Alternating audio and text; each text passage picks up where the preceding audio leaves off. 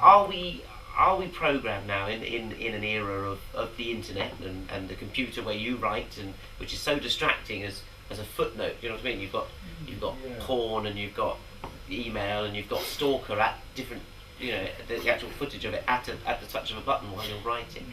But we have iPods, we have quick cutting on the screen. Are we in a world that can, if Stalker came along, would it kind of have the same effect? Yeah. Well, it's interesting, isn't it? Because on last Friday I went to see the Nets. This improvising trio who played. They played 2 sets. Each set was one piece of music an hour long. So that whole thing of just trancing out to things, and that's that's the sort of state you need to get into, isn't it? You just trance out into this timeless world.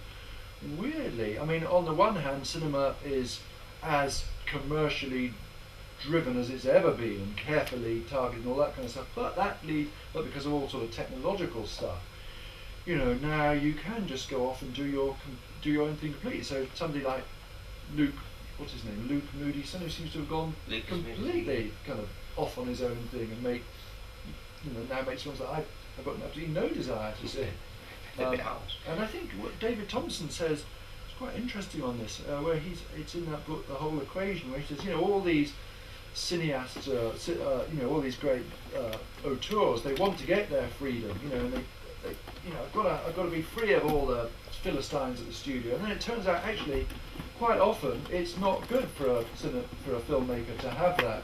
It's a tricky balance to get right.